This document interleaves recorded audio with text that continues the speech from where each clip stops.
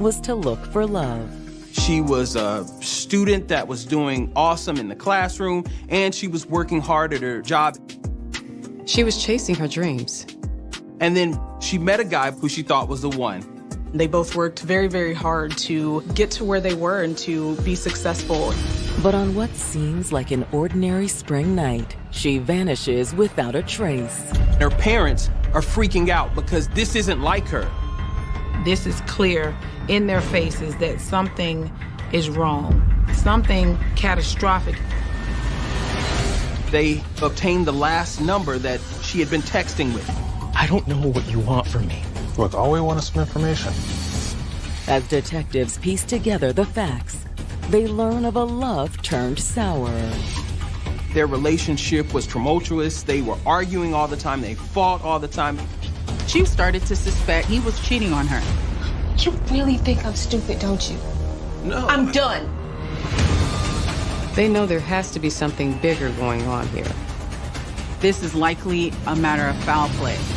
But can investigators rescue her before it's too late? It was time to check the trunk. They were afraid of what they might find. See what's inside. March 31st, 2018. It's a balmy Saturday night in Orlando, Florida.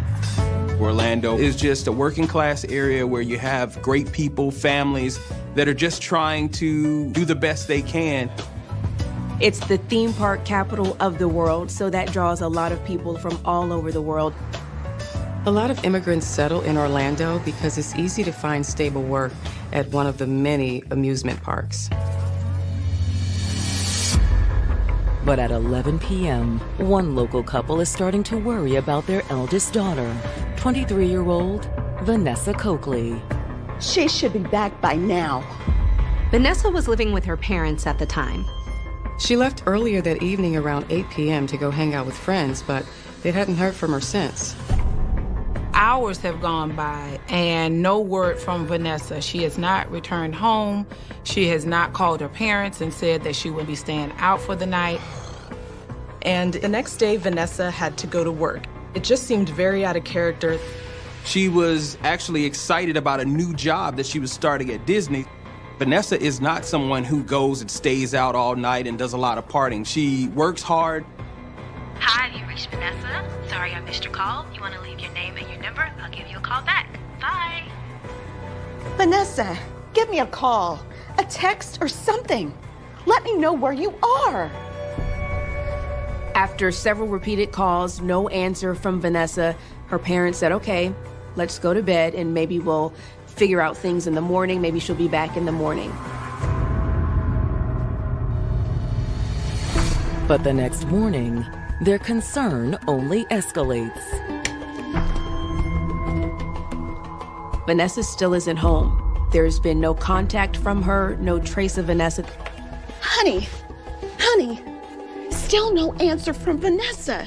Check your phone.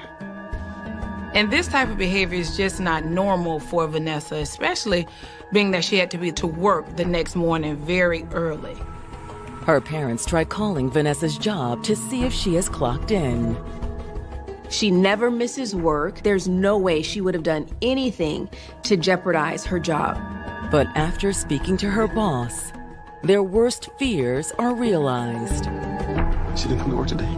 Her parents are now starting to freak out. They're worried because this isn't like her. Something really isn't right.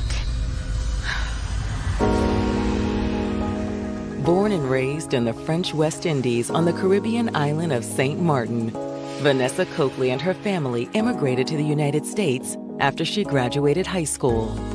They moved to America for new opportunities and for the American dream. After they settled in Orlando, Vanessa immediately got to work helping to provide for her family. Her first job here was as a cashier at a local supermarket. Still, Vanessa had bigger dreams for her future. She knew she wanted to go into the medical field, and she knew she needed an education to do that. She enrolled in a technical college. There, she started studying to become a medical assistant. Vanessa was so excited that she would actually come home and take the blood pressure of her siblings in order to practice so that she would be on her game the next time she went back to class. Obviously, Vanessa was super busy between work and school, but she still made time to spend time with her family, with her friends, and she enjoyed going out with guys, going on dates. She definitely enjoyed cruising the dating apps, as many single young people in their 20s do. But when Vanessa went out on a date with 32-year-old Christian Penchie, she realized she may finally be able to delete those dating apps. I had such an amazing time with you tonight. Thank you. Yeah, of course. And it was great finally being able to spend some time together, in person. Christian was 32 years old, almost 10 years Vanessa's senior. He was more mature than the guys her age. He was a divorced dad. He had 3 kids. And Vanessa really respected the way that he had stayed in his kids' lives. Family was something they both really prioritized. Christian was also a fellow immigrant. He immigrated to Orlando from Puerto Rico when he was only 11 years old. I would love to know more about your journey if you want to hang out again. Oh, yeah, we'll definitely hang out again. They came from similar immigration stories. They both had the American dream of coming to the U.S. to build a future for their families and make sure that their families were taken care of. They both worked very, very hard to, get to where they were and to be successful in this country. So both of them very much related on that. They also related on their love for God. Actually, would you be interested in maybe going to church with me tomorrow? Of course, I'd love to. Christian was very involved at his church. He served a number of roles. He was a custodian, he was an usher, he was a mechanic at the church, as well as the graphic designer that designed the weekly program. I'll see you in the morning then. See you then. After meeting Christian, Vanessa truly believed her search for love was over. Vanessa thought Christian was the one. She thought this guy was someone that she could spend the rest of her life with. But after dating him for 2 years, she realized it wasn't meant to be. She suspected he was cheating on her, and she wasn't going to put up with that. It was a heartbreaking loss, but Vanessa wasn't one to sulk in the pain. Vanessa decided to not allow the breakup to keep her down. She knew her worth, she knew her value, and she decided to move on. She dusted off her dating wings and she got back out there. But not without keeping work and school as her priority. By the spring of 2018, she was just 7 months away from graduation. Vanessa had made a 4.0 and got on the president's list of her college. And as graduation neared, Vanessa secured an exciting new job to help pay for her tuition expenses. She accepted a position at a coffee shop at Disney World and was beginning to train for her new position. But now, Vanessa has seemingly vanished without a trace. She didn't come to work today. Her parents are freaking out because they don't know where she is. Something really isn't right. After 48 hours pass with no sign of Vanessa, her parents' concern reaches an all-time high. This is clear that something is wrong. Not just something is wrong, something catastrophic has happened. 23-year-old college student Vanessa Coakley was just 7 months away from graduation. She was working towards her medical assistant certification. She was a student that was doing awesome in the classroom. On top of juggling work and school, Vanessa had just jumped back into the dating scene following the end of a 2-year relationship. She was getting back out there, throwing herself into the dating pool. She was starting to make new connections. But now, Vanessa has vanished, and her family can't contain their fears any longer. Around 5 o'clock in the afternoon on April 2nd, that's when Vanessa's family heads to the sheriff's office to file a missing persons police report. Family members tell investigators that they haven't talked to their daughter. They haven't seen her since Saturday at 8 p.m. when she left home. Did she say where she was going or who she was going to be with? No. And you tried calling her? Yes, multiple times. She's not responding to our text either. They told the sheriff's office that this type of behavior is completely not like their 23-year-old daughter. She lives on her cell phone. She always has it handy. She has never gone this long without checking in with her parents. This is totally odd behavior for Vanessa. We even tried calling her new job, and they haven't heard from her either. She would never be a no-call or no-show. Vanessa's parents knew how responsible Vanessa was.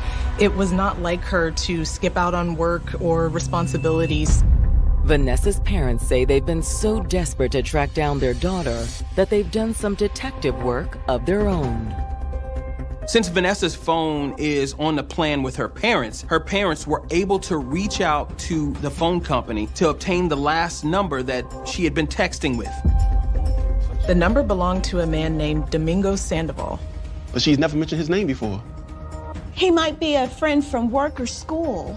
Vanessa's parents don't recognize that name, and they have no idea of the relationship that he may have had with Vanessa. Do you think you can find him? Maybe he knows where Vanessa is. We will work on tracking him down immediately. Detectives locate an address for Domingo in southwest Orlando and head to the home.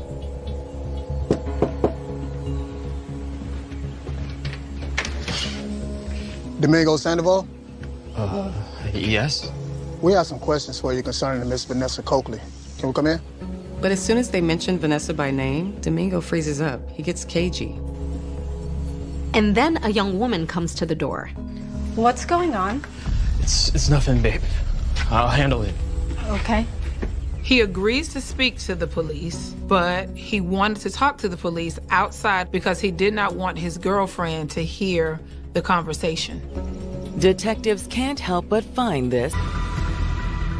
Domingo claimed that Vanessa told him when she and Christian were dating, their relationship was tumultuous. They were arguing all the time, they fought all the time, and they broke up last year.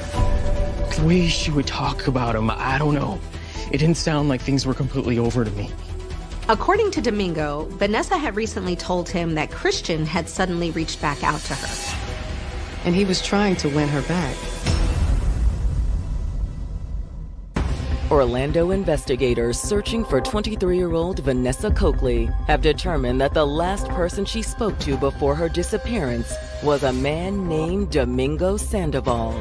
Domingo was a local man who she met through one of her online dating apps.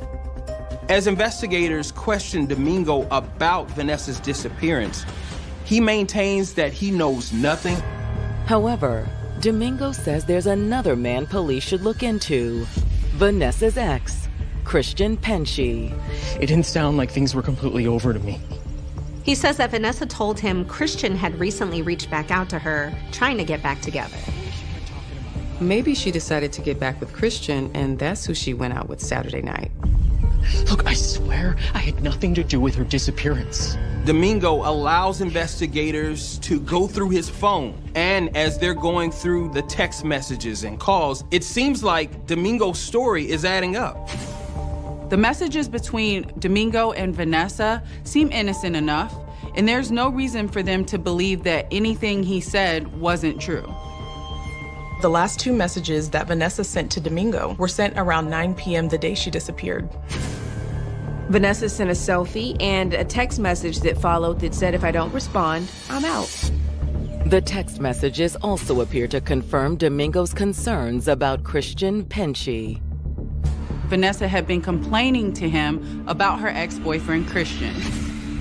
Vanessa's text wrote, "He wants to get back with me, but I can't because I don't see him like that anymore." From everything they've seen so far, it appears that Domingo has been telling the truth. However, when they ask him to come back down to the station so they can download his phone records and he can give a formal statement, he does something that surprises them. All right. Look, man, I have answered all of your questions. Do I need to get a lawyer involved or something? He's starting to feel like he's a suspect. He tells investigators that he's been cooperative enough and that he refuses to go back to the station. While Domingo's behavior is suspicious, it's not enough to bring him back to the station by force. They still don't have a body or any physical evidence, so Vanessa's still just missing. And detectives are still hoping to locate her before it's too late. After learning about Vanessa's ex, Christian Pinchy, and that he was trying to get back together with her, detectives want to speak with Christian firsthand. Could Christian have something to do with Vanessa's disappearance? But they quickly hit a dead end. He's not an easy guy to get a hold of. They do find a phone number, but when they called, no one answered. So detectives ask Vanessa's family to come back to the station to speak with them. Detectives were hoping that her family would have more information on Christian. So we didn't find Vanessa with Domingo, but he did let us know about a recent ex of hers, Christian Pinchy. Do you know him? Yeah, we met Christian. They broke up about a year ago. Over the course of the relationship, Vanessa's family says they got to know Christian fairly well. Vanessa and Christian's relationship went on for 2 years. Even though they argued and they fought, they continued to stay together for a while. The couple officially broke up in 2017. As for the reason for their breakup, loved ones say it was the result of infidelity in the relationship. Christian, have you seen my phone? No, baby, I haven't.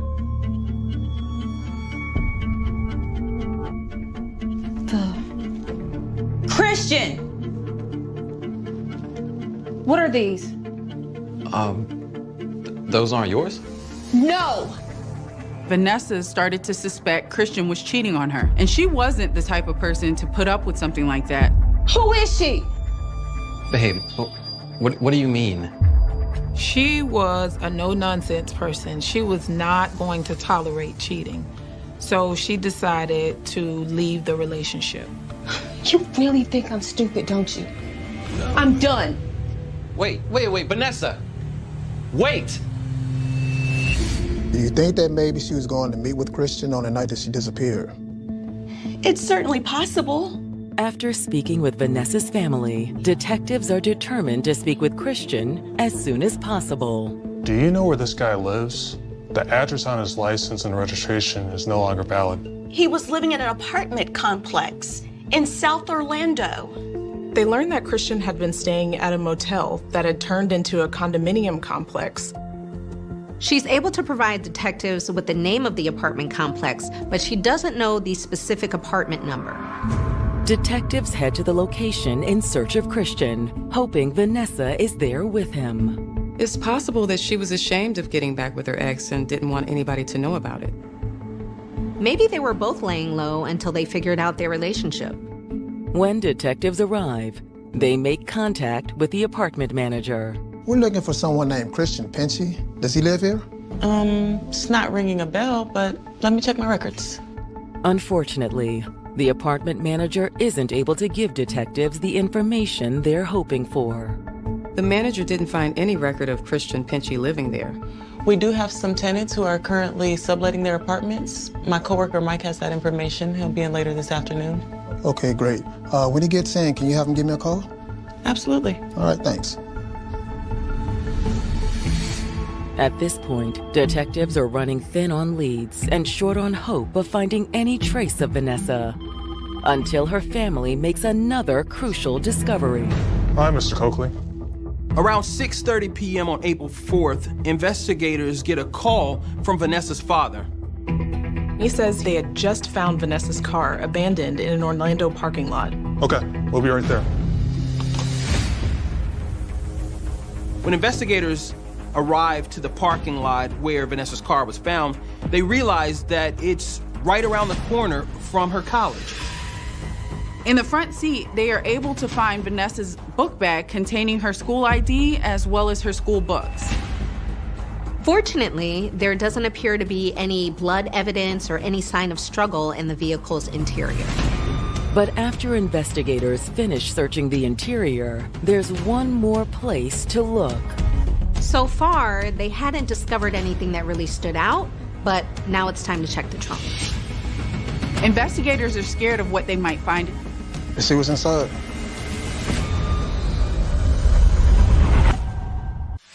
Two days after Vanessa Coakley's parents reported her missing, police in Orlando, Florida have made little headway in tracking her down.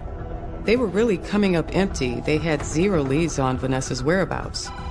But now, investigators have received a new tip from Vanessa's family. They've managed to locate her missing vehicle. So far, they hadn't discovered anything that really stood out, but now it's time to check the trunk. Well, let's see what's inside. They were afraid of what they might find in the trunk.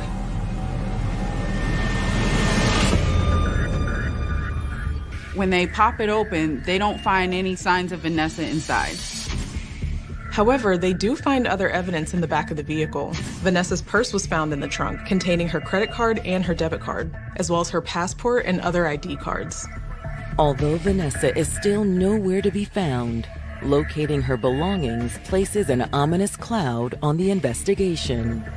This is more evidence that this is likely a matter of foul play. Because why else would she abandon her ID card, her purse, and her money? They know there has to be something bigger going on here. And the longer they go without finding her, the worse that feeling gets. Just then, Vanessa's father returns to the scene. He says he may have uncovered another important clue. Yeah. Our youngest daughter just called. She found something. Information from Vanessa's phone. Vanessa's sister was able to log into the family's shared Google account and able to pinpoint Vanessa's last known location. The phone stopped transmitting on exactly 11:59 p.m. on the night of March 31st, just a few hours after Vanessa left her parents' home. But what's more important is where her phone was last seen.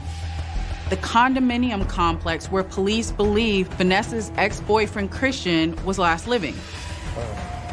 This once again points them in Christian's direction.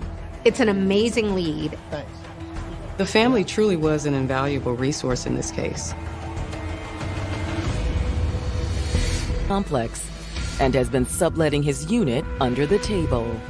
They started knocking on doors and talking to neighbors and showing them Christian's picture. Yes. All right, sorry to bother you. Can we ask you a couple of questions? Sure. We're looking for this man. His name is Christian Pinchy. Have you seen him around here? Yes, he lives right there. One neighbor immediately recognized Christian's picture. She says he lives next door to her. She hadn't seen him for a few days. The last time she saw Christian was on the morning of April 1st when he was loading a small TV into the back of his car. Good morning, Christian. Oh, hey, good Hi, morning. you need help with that? No, I'm okay, thanks. Okay. But I haven't seen him around here since. What about this woman? Nope, never seen her before. She has not seen anybody coming or going from his apartment since that day. Despite what Christian's neighbor says, they check to see if Christian is home. When police knock on Christian's door, there's no answer. So police set up surveillance and wait for him to return. However, as the hours go by, it seems less and less likely that Christian is coming back anytime soon. As day turns to night, impatience begins setting in for detectives. Investigators were fearing that Vanessa could be in imminent danger. They needed to get in quickly. So the next day, they obtain a search warrant to enter the unit without Christian. Immediately upon entering the apartment, it's clear that something is wrong. They're hit with the smell of decomposition.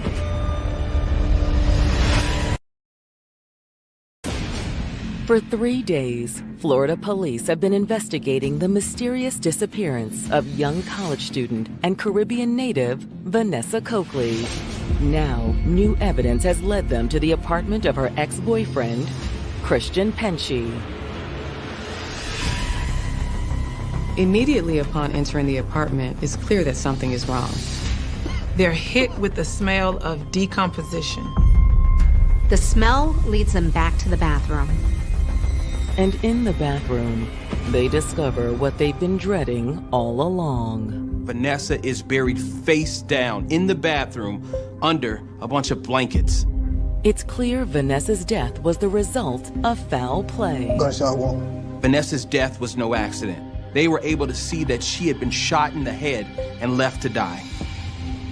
Based on the level of decomposition, investigators believe that Vanessa was killed on the same night she left home, which means she's been dead in Christian's apartment for almost a week. You can tell CS had to come in. We found her. As tragic of a discovery as this is, detectives now feel confident that Christian Penchie is Vanessa's killer. They just need to find him.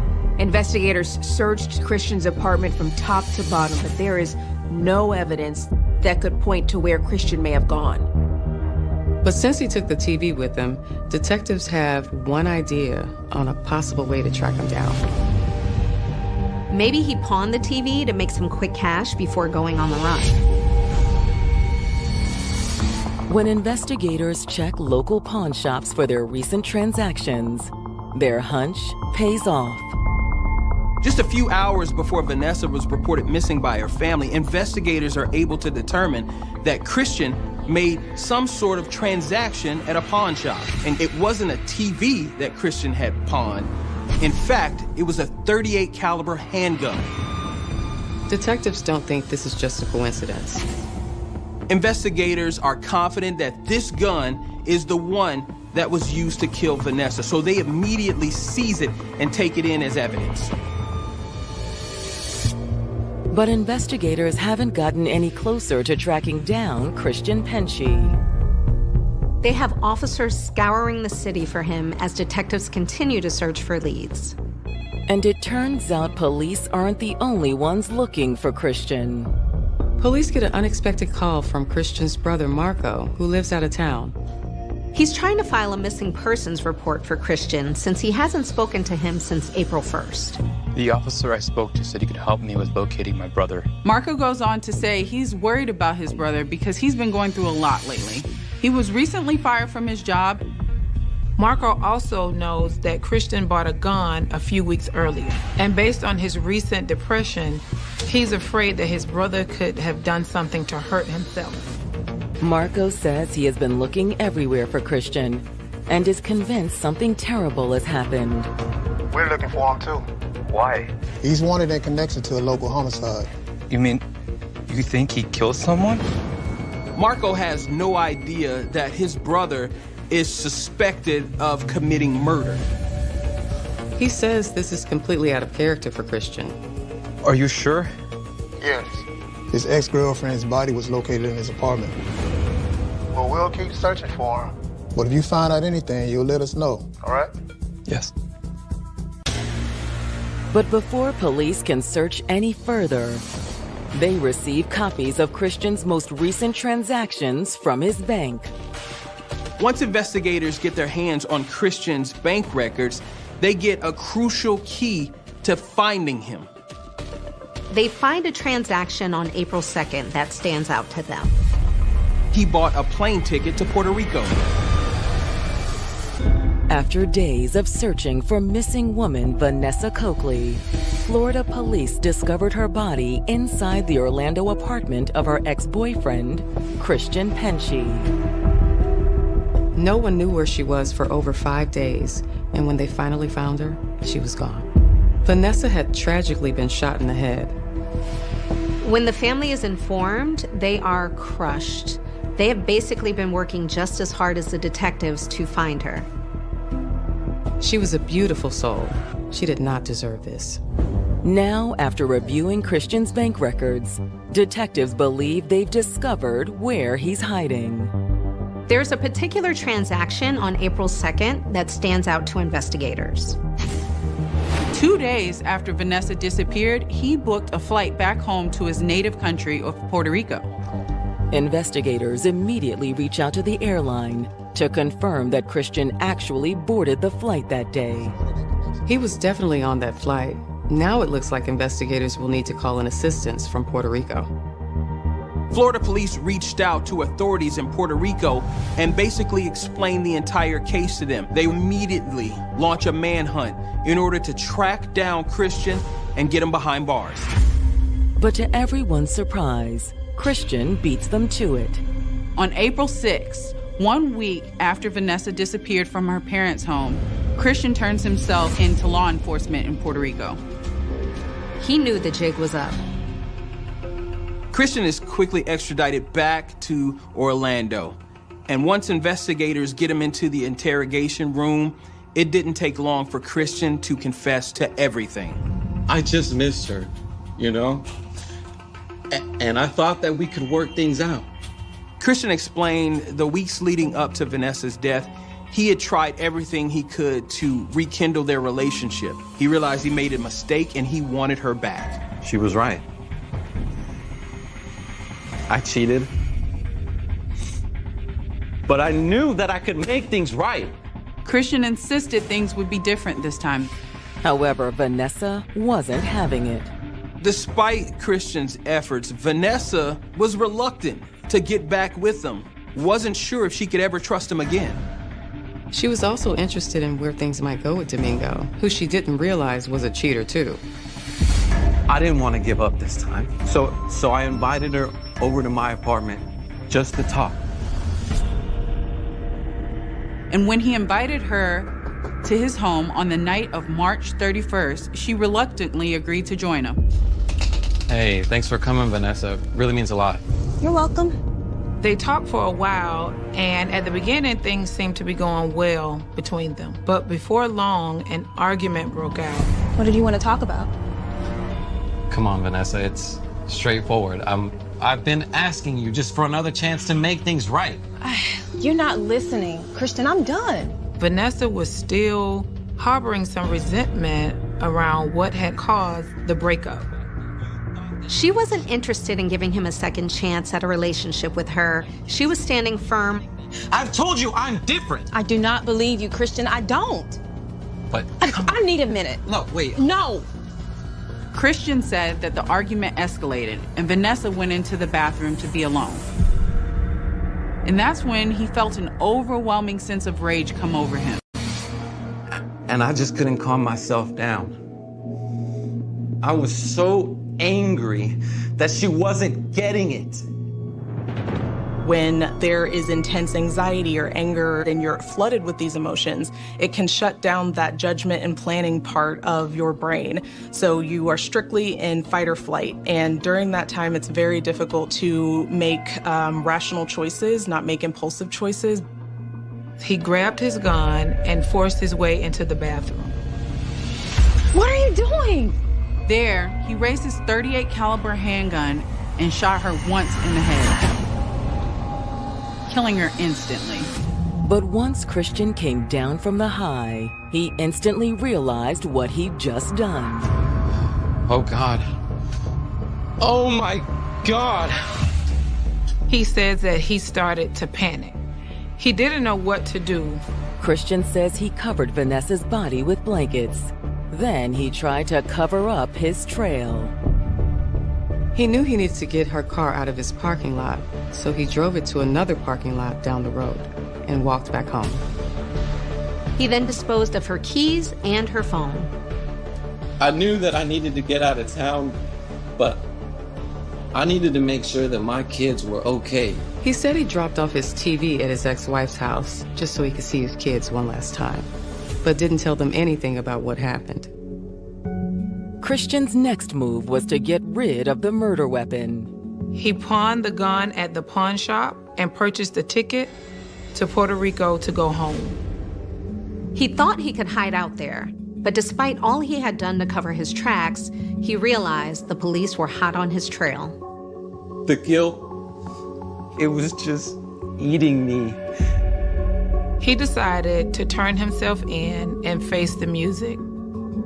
In a situation like this, where it was somebody who he claimed to really have cared about, it is likely that these events were weighing heavy on his heart, and sometimes people confess because they just don't want to carry the guilt anymore. It's a harrowing tale, and for investigators, it's the confession they were hoping for. Everything that Christian's telling them is lining up with the evidence, and they believe he's telling the truth. He said he wasn't himself But in the eyes of the law, that does nothing to lessen the responsibility that he now has to pay for the crime that he committed. Christian Penchie is charged with first-degree murder and booked into Orange County Jail. Everyone who knew him was absolutely stunned. He had no history of violence or a criminal background. Having already confessed to Vanessa's murder, Christian doesn't stand much of a chance at trial. So he eventually agrees to plead guilty to second-degree murder and throw himself at the mercy of the court. At the sentencing hearing on April 12, 2019, Vanessa's family read their victim impact statements, and to say they were powerful is an understatement. They were tearful and emotional. This was a girl who was deeply admired by her friends, by her family, and you could tell that it really left a negative impact. It left a void in the family. Christian also offers a statement of his own. Christian's statement was, "I am sorry. I am deeply sorry. It wasn't me. It was something out of the ordinary." He claimed he was under the influence of some kind of drugs, but he never specified what kind of drugs he had taken. Will the court show him leniency? When the judge handed down the sentence to Christian, he threw the book at him. He didn't show him any mercy. The judge sentences Christian to life in prison, and Christian must serve 25 years of his sentence before he's eligible for parole. While the conviction brings, I'm sure, a little bit of closure for Vanessa's family, there's nothing that will bring their daughter back. She was doing everything right. She just fell in love with the wrong person who, for the majority of their relationship, didn't even hint at any signs of violence. So she had no way of knowing that he was going to go from 0 to 100. He was not ready to just let her go. And when she was able to stand in her truth and be honest about where she was emotionally, he could not take that rejection. This case is truly a tragedy. You have a young woman who was a hard worker. People describe her as an amazing person, an awesome friend. She was destined to do some awesome things, but now that won't ever happen.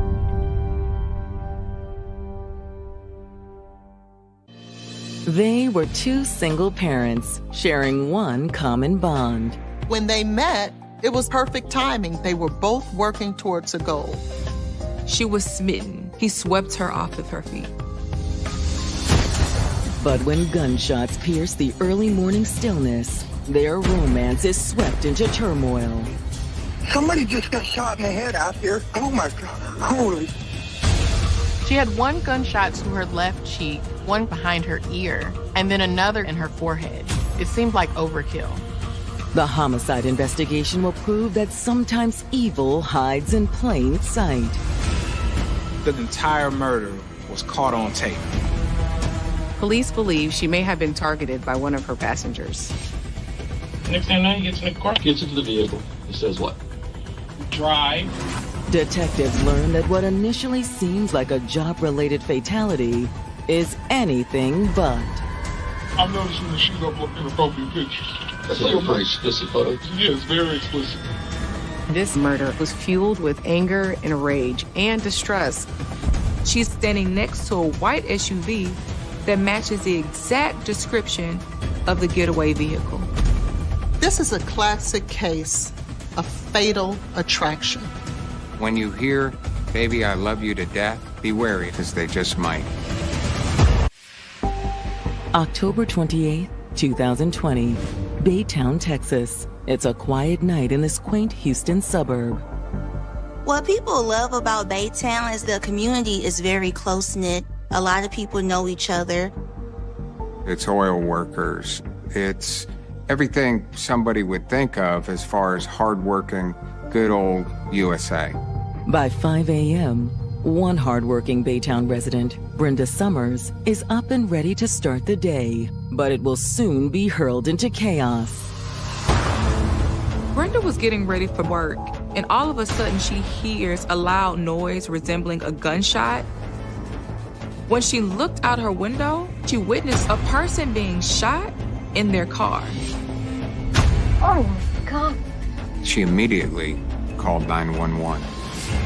Hello, what was that? Just a message. Somebody just got shot in the head out here. Oh, my God, he's shot right square in the head. Holy. Stay on the phone with me, okay? We're going to get someone out there. Within minutes, Baytown police arrive at the apartment complex where Brenda lives on the north side of town. They're looking at the victim inside the vehicle, consistent with what was reported on 911. Her foot is on the brake. The brake lights are still on. The engine is still running. It's obvious to them that this person has been shot multiple times. Police quickly realize they're too late to render first aid. Unfortunately, there was no pulse. She was already dead. The first things that homicide detectives want to know at a murder scene is who is their victim. Obviously, they're trying to figure out some identification, and they look down and they see that the deceased woman has a fanny pack. When they look inside, they discover a Texas license. The victim is 31-year-old Jasmine Garrett.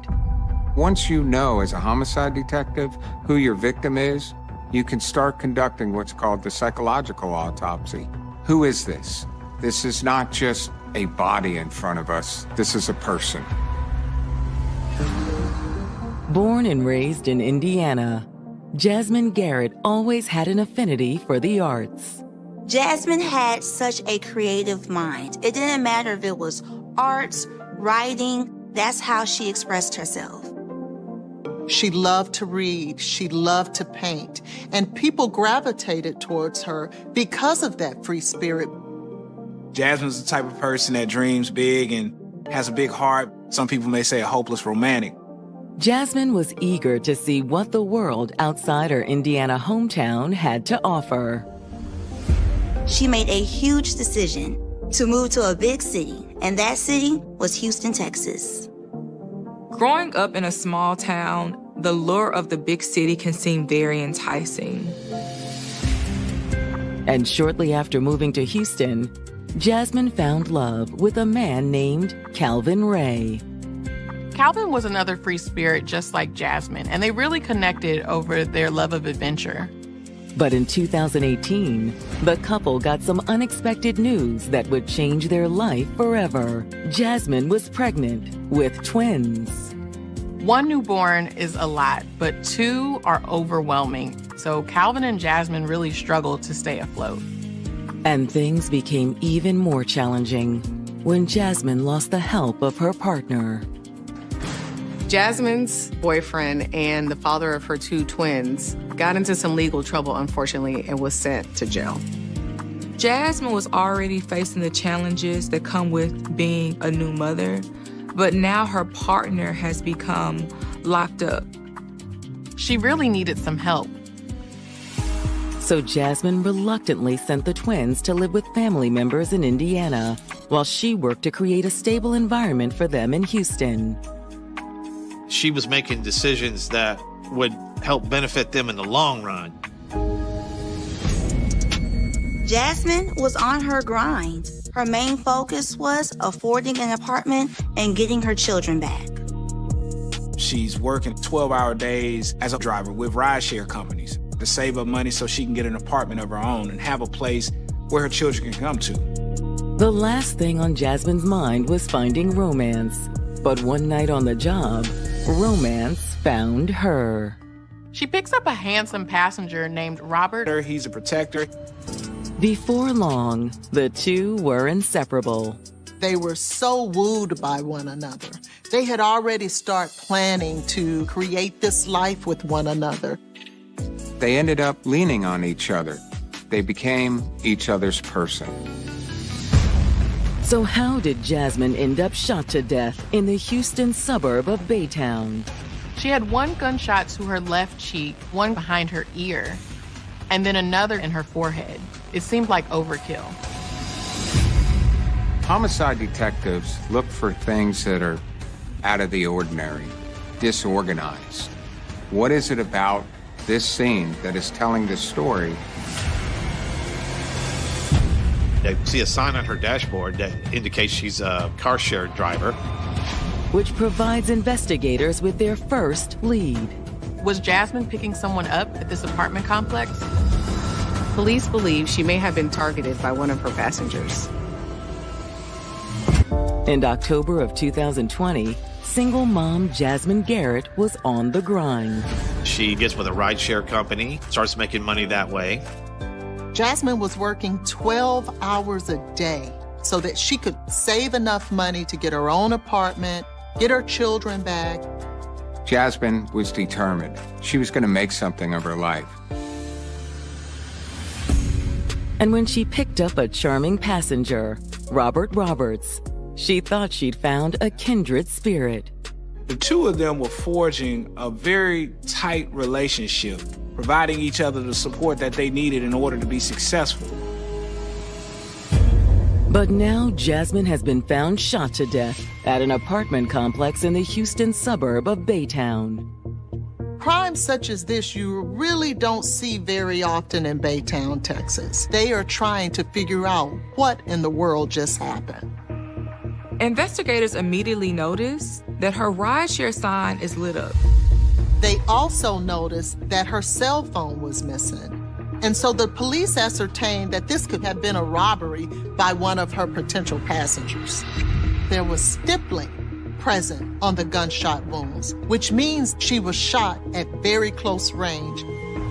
It is clear that this person didn't just fire a weapon at Jasmine. They were right on her. They were perhaps within inches of her head when they fired this gun. These shots were all intentional, close range, and that tells us that the gunman was not taking any chances of Jasmine surviving. He wanted to make sure this person was dead. Inside Jasmine's car and on the ground around it, investigators locate 3 .40 caliber shell casings. So now, you know that Jasmine was shot with a .40 caliber pistol. The casings were bagged as evidence and sent off for ballistic testing. Police hope they'll eventually be able to match them to a murder weapon. Investigators also collect a parking pass hanging from Jasmine's rearview mirror. It looks similar to parking passes hanging in other surrounding vehicles. Detectives take that parking pass with the intentions of providing it to the apartment staff to see if they can verify if she is a tenant. But first, they want to speak to their eyewitness, the woman who called 911, Brenda Summers. At this point, she's the only one who saw what happened. Miss Summers, can you tell us everything that you remember? Of course. I was getting ready for work. Brenda reiterates what she told dispatch on the 911 call, that around 5 a.m., she heard 2 loud bangs outside her apartment. Brenda says that as she looks outside, she can see a man standing outside the driver's door of Jasmine's car. She describes the killer as being a black male, about 5'9", wearing a white t-shirt and a red beanie hat. He's also wearing a white medical mask. I saw him shoot her square in the forehead, and then he ran. She says he ran off to a wooded area, and that's when she called 911. Oh my God, he shot right square in the head. Holy. Do you recognize either of them from the apartment complex? No, never saw them before. Although Ms. Summers' description of the assailant is helpful, the detectives know they need more. Thank you for your time, Miss Summers. So they immediately go to the leasing office to speak with the manager to inquire as to whether or not the apartment complex has surveillance videos. Can you pull up the footage around 4 a.m.? Yes. The apartment complex has great security footage, and so they sit down and they begin to watch what unfolded. At 4 a.m., detectives see a man matching the description given by Brenda Summers enter the apartment complex. He's just lurking in the shadows. back and forth in front of this one particular apartment building. Then at 4:52, detectives can see Jasmine exit one of the apartment buildings and walk directly towards her car in the parking lot. The suspect hangs back a little bit. He waits until after she gets into her car before he approaches her vehicle. They engage in what appears to be a heated discussion for several minutes. And detectives already know what happens next. The masked man fires into the car 3 times. Jasmine's entire murder was caught on tape. But in reviewing more of the surveillance footage, detectives noticed that the killer didn't run into the nearby woods like Brenda Summers thought. After shooting Jasmine, he ran back to a white SUV, and the vehicle speeds immediately out of the apartment complex. Who's driving the SUV?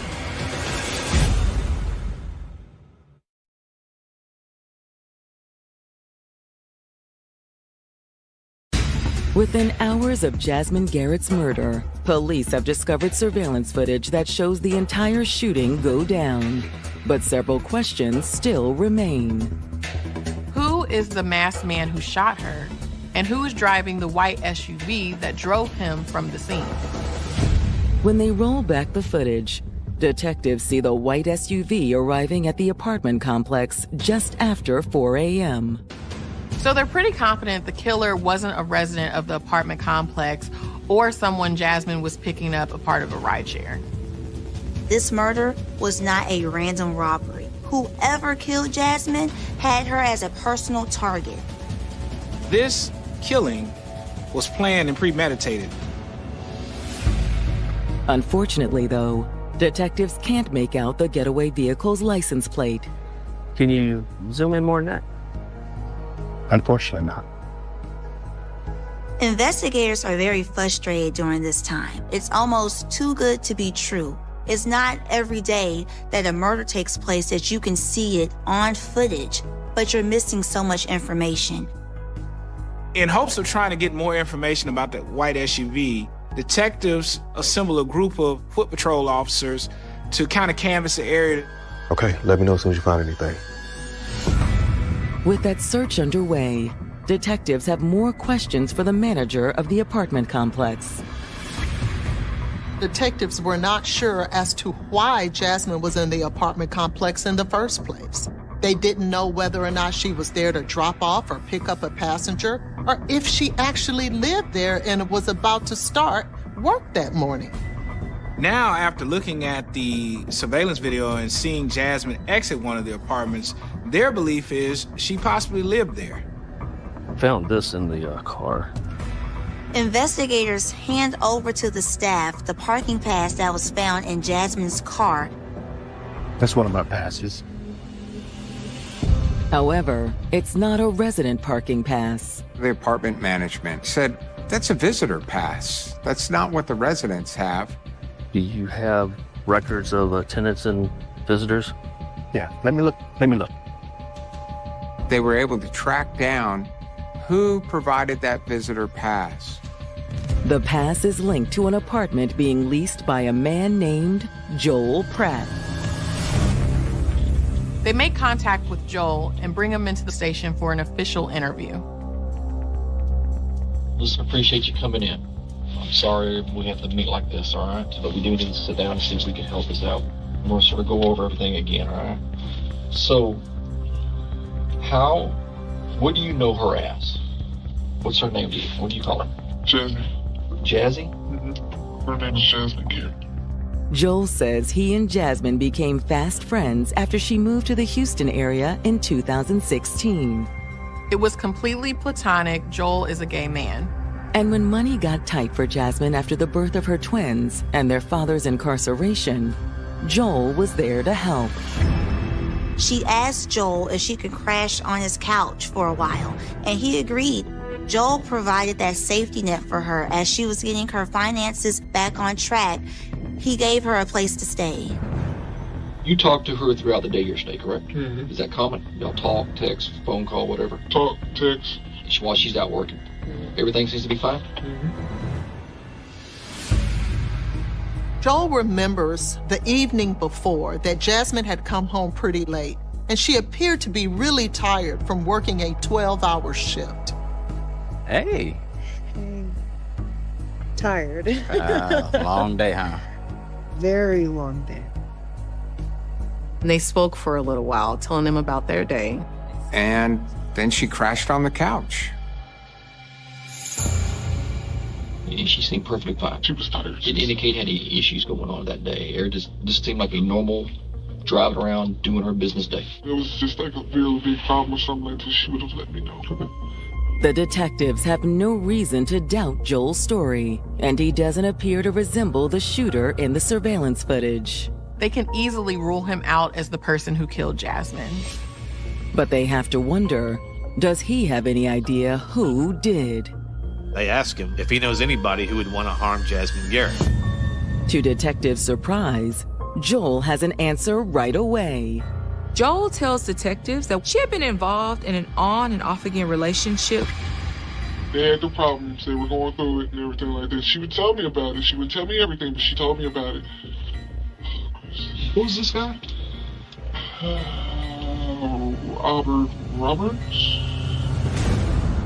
He goes on to tell detectives that while he's never met Robert, the stories Jasmine shared were concerning. Like she was just like, she was throwing stuff and she was like, she was scared. Texas police investigating the homicide of Jasmine Garrett have discovered she was living with a friend named Joel Pratt at the time of her murder. Now in an interview room, Joel has named a possible suspect. Apparently, Jasmine was in an on and off again tumultuous relationship. Who's this guy? Albert Roberts? Joel never actually met Robert Roberts in person.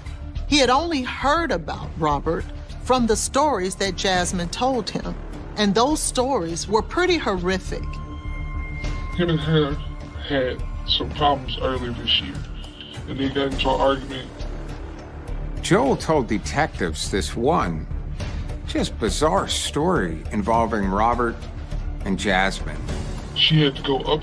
Her parents are up in Indiana. Okay. They have kids. Joel tells detectives that the last time Jasmine went to Indiana to visit her family, Robert went with her. They were already having problems, but they were on their own. He didn't want nobody else on with her, so he went with her. Robert had this desire that he had to control her. He had to control every aspect of her life. On the drive back, Jasmine pulled over to get gas in Little Rock, Arkansas, when a stranger walked up behind her. Jasmine was inappropriately approached by a man. Or some dude had touched her or something, rubbed her finger up her back, and then she turned around thinking it was the guy that she was with. The dude told her, "I'm sorry, I just wanted to see your face," and she told me, "You don't need to touch people like that." Robert sees this, but instead of running to her aid, he actually assaults her. Hey! What the hell you doing talking to another man, huh? To me, Robert? He slapped her upside the head and told her, like, her? Yes, hit her upside the head and told her, "Don't talk to anybody else." Tell sleep. Now, you think he would grab the man, this stranger? No. He attacked Jasmine, slapped her right there, right in front of everyone. Good luck on your own. Joel says Robert took off in the car, abandoning Jasmine at the gas station. He takes off in her vehicle? No, it was a rental at the time. Whatever rental. Left her there at the store. She was left with no money and no means to get back. She really had to try to figure things out. She ended up calling Joel. Joel, I need your help. Joel Pratt is able to drive to Little Rock, Arkansas, and pick her up. Jazzy, let me see. Jazzy, this is crazy. I know. I'm so done with him. I swear I'm done after this. But Robert wasn't done terrorizing Jasmine. What is it? Oh my God. Roberts has hacked into her social media accounts and has began to post sexually explicit pictures of her. They were pretty explicit photos. Yes, very explicit. Jasmine does not upload pictures like that. These were inappropriate pictures. Like, real inappropriate. One of those things that get you blocked off Facebook, like, in an instant. I'm so sorry, Jazz. Look, let's just go home and we'll take care of that later, okay? Okay, it's so embarrassing.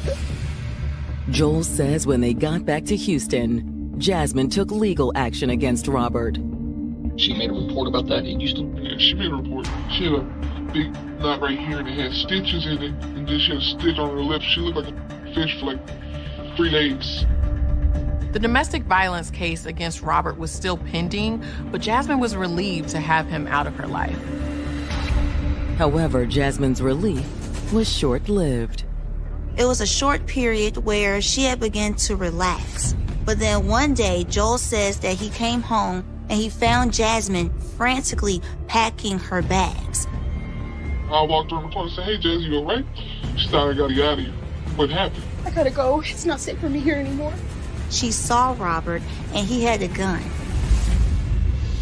She walked up the walkway and he came around the corner and put a gun in her face. Told him next time we see you, he's gonna kill me. She say why? What was the issue? So the guy was angry. Better watch your back. Your days are numbered. Thank you for everything. You don't have to leave. You'll be safe here. Please don't go. Jasmine was so scared that she moved out of Joel's apartment and started staying in motels. Unfortunately, Jasmine could not keep up the financial commitment that it took to stay in different hotel rooms every night. So eventually she leaned on her friend Joel again and moved back in with him. Moved all her stuff out of there and she came stay with me. She moved back in with Joel about a week prior to the shooting. The investigators are stunned by everything they're hearing. And if it's true, they agree that Robert is their #1 suspect in this crime. Anything else you can think of? Here's my card with my information on it. All right. What I want you to do when I get you back there, I want you to see what you can find out of this cat. Okay? When detectives run Robert's name into their database, they discover that Jasmine had indeed filed police reports against Robert for attacking her. Robert also looks eerily similar to the man from the surveillance footage. Detectives are eager to speak with Robert Roberts, but locating him is no easy task. He's not answering phone calls. He's not showing up to any of the previous addresses that police have on file for him. As officers continue patrolling the area for Robert, detectives do some additional digging on the white SUV that served as Robert's getaway vehicle on the morning of the crime. They determined it's unlikely that the vehicle belonged to Robert. When reviewing the DMV records, they noticed that he drives a black sedan and not a white SUV as seen in the surveillance video. They're digging around looking for any sign of that white SUV. And when investigators dig into Robert's social media page, they find just what they're looking for. The detectives find a profile picture of one of Robert's friends standing next to a white SUV that matches the exact description of the getaway vehicle. The woman's name is Candace Oliver. How was she involved in this? Did she want Robert all to herself? She can help block this whole thing.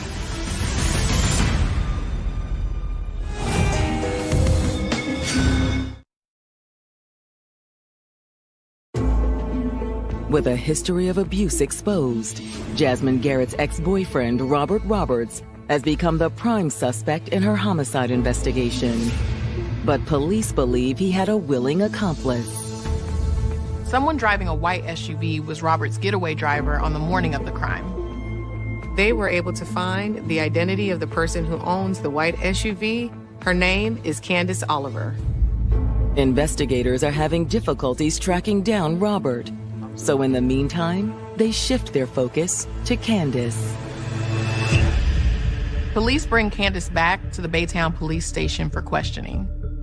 They immediately press her about her relationship with Robert Roberts. I met him through a friend, though, y'all. This was years ago. I guess he kept going around, you know? Candace shared with detectives that, yeah, she knew Robert Roberts and that they used to date on and off, but now their relationship kind of grew more to a platonic relationship, more of a brother-sister type relationship. Detectives ask Candace about the last time she saw Robert. She tells them it was on October 28th, the same night of Jasmine's murder. So October 28th, which was a Wednesday, shows up at your house, correct? Right. You remember about what time it was around? It was about 2 something. So maybe 2 in the morning. Yeah. What are you doing here? Look, I need you to do me a favor.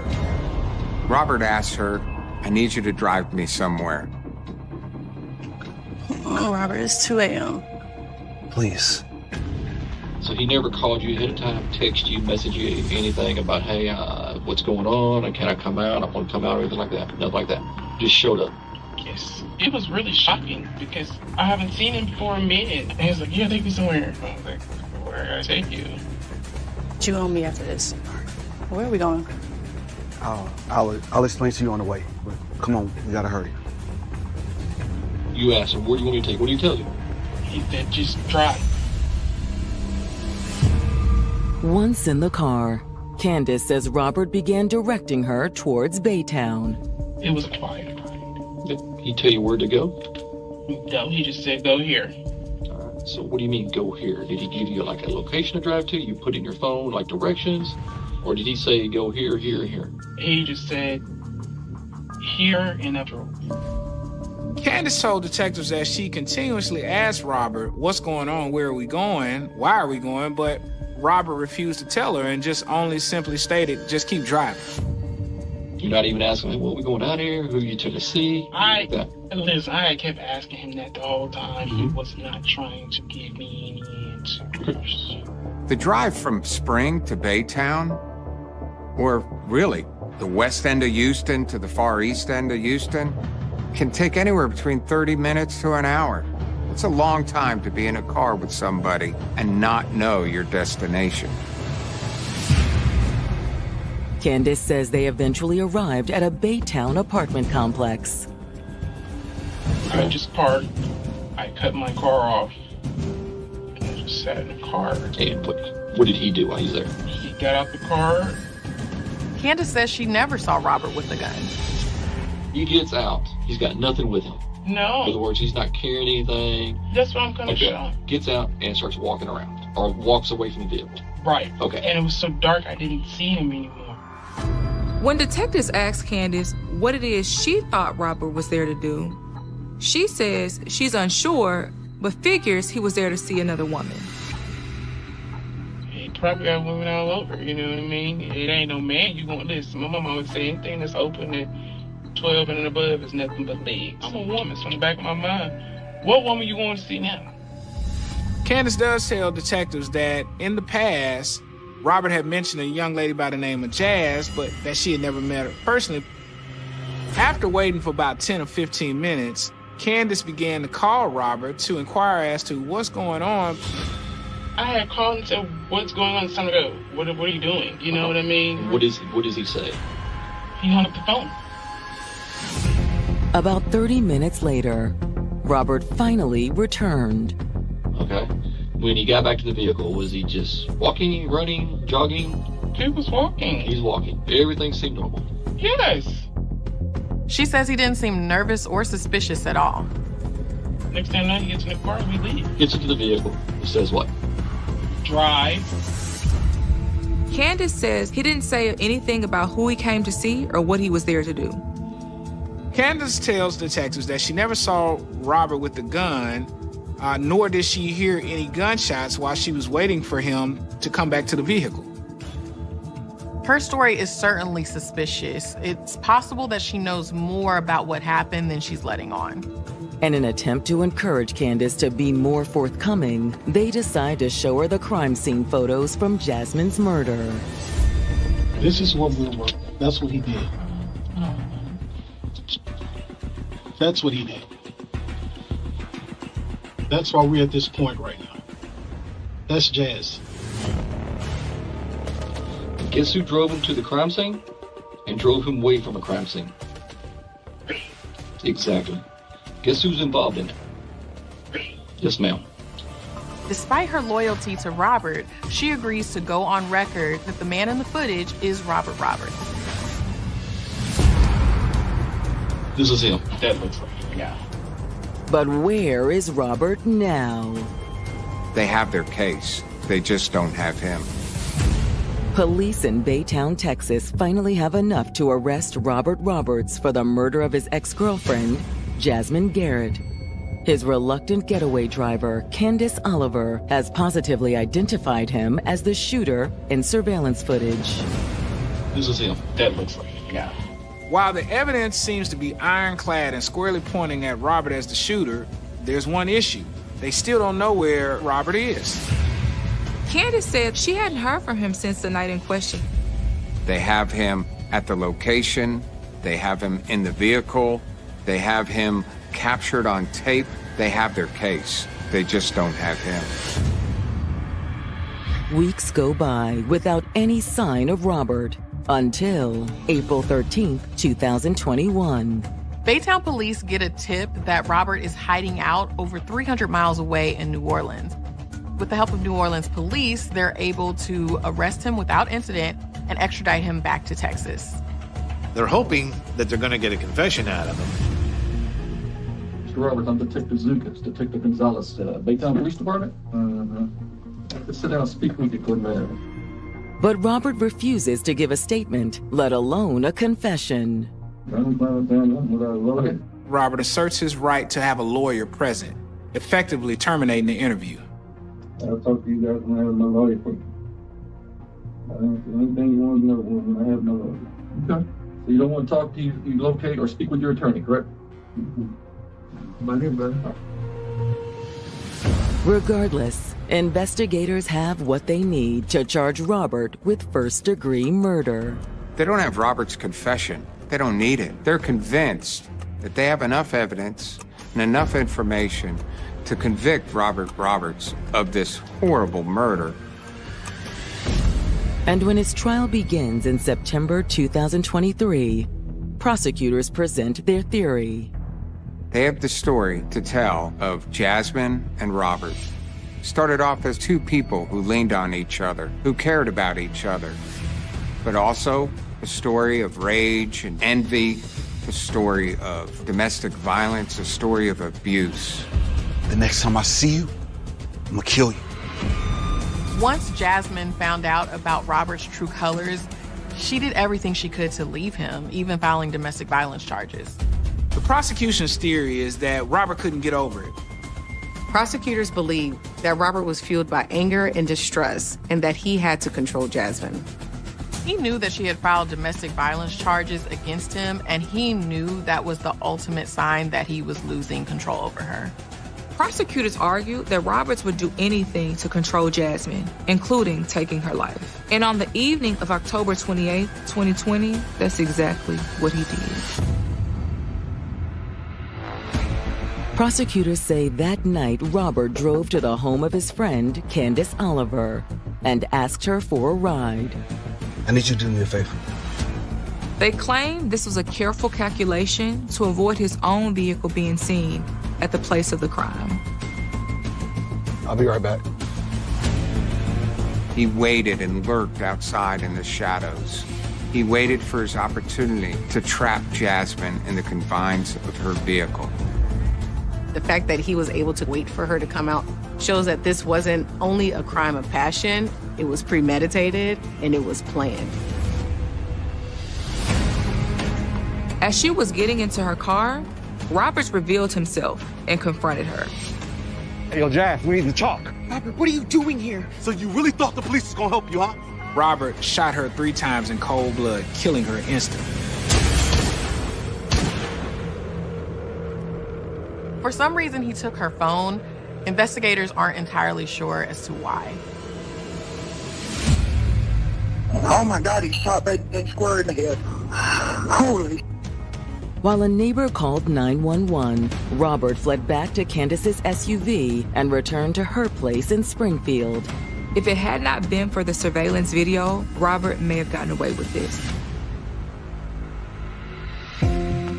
After a 5-day trial, the jury retires to deliberate. After hearing all the horrific facts of this case, it didn't take long for them to come back with the verdict. Robert Roberts is found guilty of first-degree murder and is sentenced to life in prison. He won't be eligible for parole until April of 2051. Candace was never charged in connection to the crime due to her cooperation with police and the fact that she truly seemed clueless as to what was going to happen that night. This is a classic case of fatal attraction. And no matter how hard she tried to get away from Roberts, he was so fatally attracted to Jasmine that he was not gonna stop until he took her life. This was an individual who, in a premeditated and cold-blooded fashion, sought out a person that he just couldn't let go of. Though someone may present charming and loving and caring, we have to pay attention to the first sign of abuse. It's important to leave because it won't change. Domestic violence happens in cycles, and we oftentimes want women, men, who's ever involved. After her marriage ended, she found someone new. She'd been dating somebody. They liked each other. It's like, okay, this is promising. But just as she was starting over, she didn't show up for work Monday morning. Something's off. They found her body naked in a bathtub full of water. We have a DOA. This is more than a nightmare. It was just like, why? the scene suggests a crime of passion. She let her killer into her home. That was a very personal way to kill somebody. Definitely looks like she was strangled. We have to look at her relationships. But can detectives catch her killer before they strike again? It's a female, same manner of murder, found in a tub. He knows he's a suspect, but he cannot help himself. I mean, it was brazen. It just rocked people to their core. He's gone now. We're talking about a budding serial killer. October 23rd, 2006. It's Monday morning in Chicago's upscale Hyde Park neighborhood. Hyde Park is a very desirable place to live within Chicago. We have a very diverse population due to the universities drawing people from all over the world. It's a artsy neighborhood. It's eclectic, and it's home to some notable Chicagoans. As a matter of fact, that's the home of Barack Obama.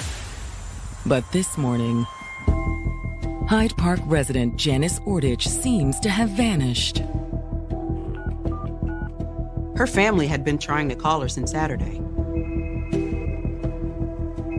No one could get a hold of her that weekend. Janice, it's me again. Call me back.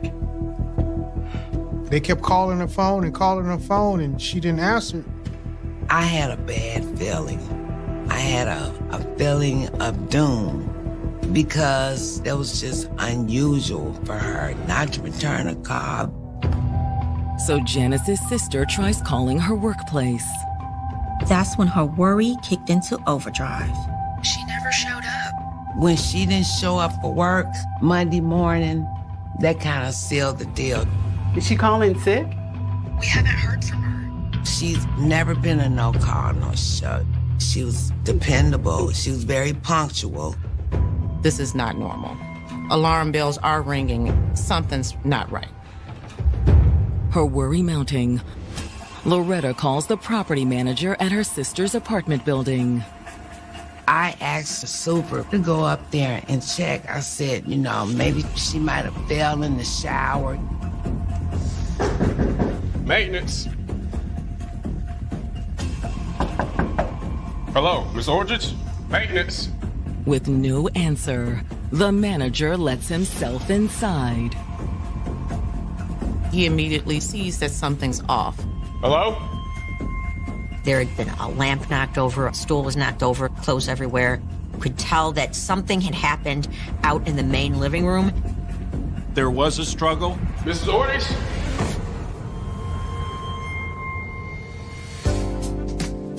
39-year-old Chicago native Janice Ortage had always been close to her siblings. Janice came from a large family. It was 10 of us. It was always so many of us, like, there's enough people here to do a party. They pretty much did everything together. They looked in on each other all the time. And she was especially close to her younger brother. She always looked out for me.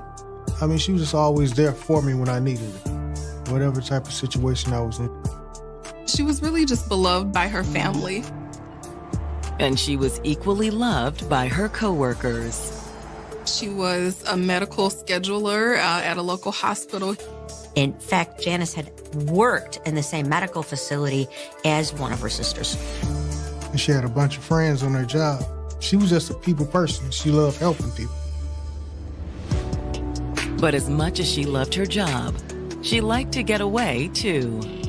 She just loved traveling. She'd been to Greece, she'd been to Vegas. And it was one trip overseas that Janice met her future husband, Teddy Ortage. She met him in England. He's from Birmingham, England. He was a very nice guy. So she married him, she loved him. But after 5 years of marriage, the couple grew apart. They got divorced. She had nothing negative to say about him. And it was the same the other way around. Sometimes things just don't work out. But they were still friends. After her split from Teddy, Janice met a new man named Luther Bailey. He was actually an FBI agent, brand new on the job. Did too. Yeah, this is fun. Let's do it again sometime. There's a lot of chemistry. It's like, okay, this is promising. She seemed to be excited. I'll see you later. Yeah.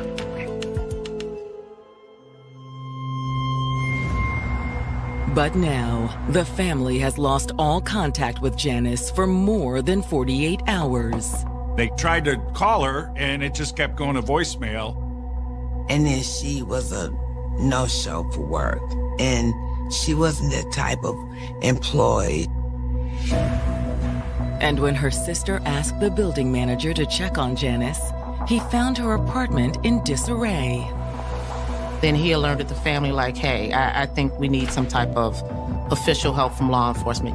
You need to get somebody out here. I talked to the Hyde Park Police Department to have them do a wellness check on her.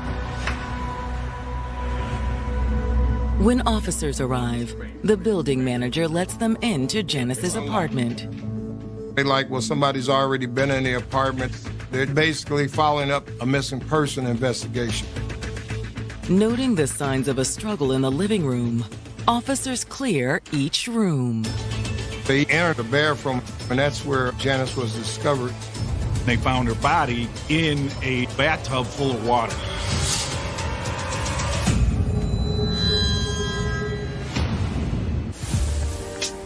After divorcing her husband, Janice Ortage was making a fresh start with an FBI agent named Luther Bailey. Janice was really excited that she was able to find love again. But now, police have found Janice dead inside her apartment. Janice was in the bathtub. She had no clothes on but underwear. ID 482. We have a DOA. Could you go ahead and start moving your crime to their location? The fact that the body is discovered in the bathtub, it could be a suicidal type of situation. But when detectives are able to look over Janice's body, it becomes clear that isn't the case. It had all the hallmarks of a strangulation.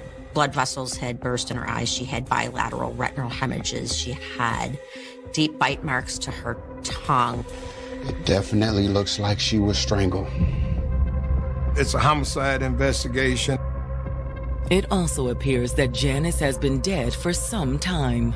By the condition of the body, several days is what they estimate it to be. And since no one was able to get a hold of Janice since Saturday, detectives figured the murder occurred sometime Saturday afternoon. However, considering the condition of the apartment, the detectives are certain she didn't die in the bathtub. There were clear signs of a struggle. Things were dumped over. Something had happened out in the main living room and had moved into the bedroom. It appeared that Janice had fought for her life. It's not like you might see in a movie. You actually have to put as much force as possible around a person's neck for several minutes. It's a horrific way for a person to lose their life. But was that the only horror Janice suffered? To find her body nearly nude, that also suggests that there was some type of sexual violence that went on. A search of her apartment provides detectives with their first potential clues. There was absolutely no signs of a forced entry. So they knew it's somebody that had to be let in.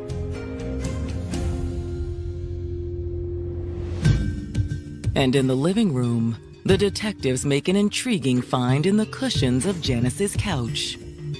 There is what's called an amplifier tool that's basically used in the internet, cable industry. So that kind of stuck out. Was her killer a cable guy? Or is it just a coincidence? Strangulation suggests that there was some rage, some anger. It's typically going to be someone that they've been in a romantic relationship with. Hoping for answers, detectives turn to Janice's sister, who's just arrived at her apartment. She's shocked when detectives informed her that Janice was dead. I was just flabbergasted. I think we all were. Do you know anyone who might want to do something like this to her? No. She didn't have a high-risk lifestyle or anything. She had a good apartment, good job. Do you know if she was seeing anyone? She just recently divorced. Oh, really? That does kind of jump to the forefront. She says that Janice was trying to move on and had just started dating someone new. This new guy, how long has she been seeing him? I don't know, about a month. They're kind of finding out about each other, but they seem to be pretty much into each other. She was supposed to see him on Saturday. That's the same day she stopped answering the phone. Janice disappears on the day that she has a date scheduled with a new love interest. Could he have had something to do with it? Janice's sister doesn't think so. There was no red flags. In fact, she was really looking forward to seeing this guy. Still, detectives will need to rule him out, along with Janice's ex-husband. While CSI techs finish processing the scene, the detectives head back to the precinct and start reaching out to the men in Janice's life. They're soon able to get a hold of Janice's ex-husband, Teddy. I can't believe this. He kind of went into shock when police informed him what happened. He said he wanted to help out as much as he could. And he claims there are no hard feelings about the divorce. He said they parted on good terms. Work was taking me to New York and she didn't want to move. She was really digging down into her career, so she decided to stay in Chicago. And he has what appears to be a solid alibi for the night of the murder. He was in New York when it happened. They hadn't seen each other, I believe, in over a year. At least that's what Teddy claims. And detectives may have a way to find out for sure. Soon after talking to Teddy, detectives get a call from the medical examiner's office. Her fingernail scrapings were sent off to the crime lab. They've got DNA recovered from under the fingernails. They have to work it up, and then you have to be able to compare it to somebody. It could identify Janice's killer.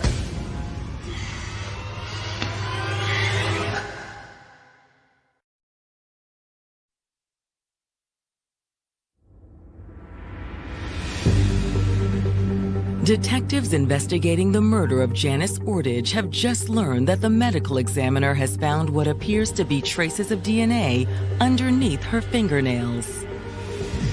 Usually that suggests that somebody put up a fight and some of the offenders' DNA possibly got lodged up under their fingernails. The medical examiners also perform what's called a rape kit, which reveals additional traces of DNA. That was obviously in line with a sexual assault of some kind. But while detectives believe they have the killer's DNA, identifying him will take time. The detectives try to put a rush on it, but it takes a while for DNA to be worked up. The detectives are confident they will eventually catch the killer. But that's little comfort to Janice's neighbors. They were scared. Somebody coming around, killing somebody in the neighborhood like that. It just rocked people to their core. It was just like, no, that doesn't happen there. While Janice's neighbors remain on edge, detectives meet with her new boyfriend, Luther Bailey. We're looking for somebody that had access to the victim, number one. They had just started dating, and then all of a sudden, this happened. But to detectives, Luther seems genuine. I don't know how this could happen. He was very much wanting to do everything within his power to help find out what happened. Asked about the relationship, Luther says things were in the early stages. Even though the relationship was new, it doesn't mean that there couldn't have been some distress between the two. But he said that wasn't the case. We were just having fun. And he says there's no way he could have killed her. He was working that afternoon. However, Luther did say that Janice had called before he left for work. So we still on for tonight? Oh, of course. I'm looking forward to it. They had agreed that he was going to see her later that particular day. She said that the cable guy's here. And she made mention that he creeped her out. He made some comments that she had a nice body. It's kind of freaking me out. Do you want me to come over? No, I think he's just about done. I think I'll be okay. And that was her last phone call. But you didn't go over there? She said she was leaving soon, so... Well, you don't think that... Maybe. Because there's something about Luther's explanation that seems off to detectives. She's telling you this guy's got a bad vibe. I mean, my normal reaction would be to immediately go there. I mean, the guy is in law enforcement. But you had plans to meet that night? Yeah. And you didn't call when she stood you up? I was trying to play it cool. It is curious that he did not check up on her when she didn't show up. Is Luther telling the truth? He said he felt awful about it for not going over there, recognizing the kind of danger she was in. Or could it all be an act? Maybe this person is really strategic. They're really good at covering their tracks. We'll escort you out. One thing about Luther's story did ring true, though. They found a piece of cable equipment in Janice's apartment. They had pulled it from the cushions of the couch, possibly inadvertently left there. When detectives contact the cable company, they confirm that a technician had been at Janice's apartment that Saturday. As far as they know, he had signed off that he completed the installation and had left. So he was the last person to have been in her apartment. His name is Anthony Triplett. He had no criminal background. And when the detectives bring Anthony in for a statement, there's nothing about him that suggests he's anything but a witness. He was clean cut, dressed very well. He was well-mannered and articulate. We need to ask you about Janice Ordich. I figured. I saw that on the news. It's just awful. It was like, I've been in this building. Of course I would naturally be called in. He was willing to help as part of the investigation. What can you tell us about your appointment with her that day? Anthony says he remembers Janice well. He says that's because he left a piece of equipment behind. I called and left a message to see if I could come back and pick it up. What did she say? She never called me back. And now Anthony thinks he knows why. He said that there was another guy at the apartment. I assumed it was her boyfriend. But Anthony's description surprises detectives. He said he was African American and had a fresh tattoo. He still had the plastic on it? It's clearly not the person that we know as the boyfriend. So maybe you should be looking at that guy.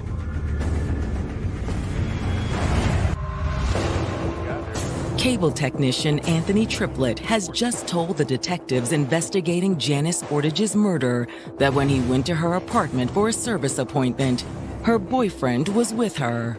But the description that he gave detectives did not sound like Janice's boyfriend, Luther.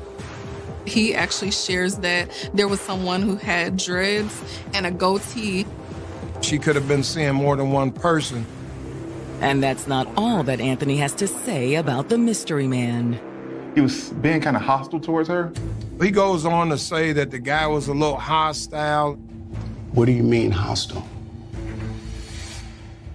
He kept putting her down, just being really rude.